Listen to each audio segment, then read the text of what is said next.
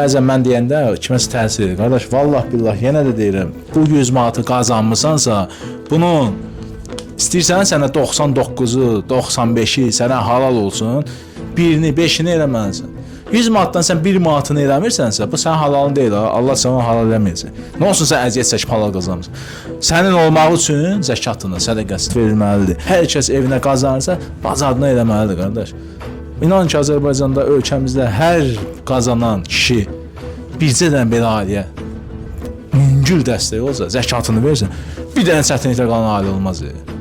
Sağ olsun dövlətimiz, sağ olsun xalqımız, hamısı bazarlığını edir. Amma bəs müsəlmançılıq kişilik borcumuz, mənəvi borcumuz.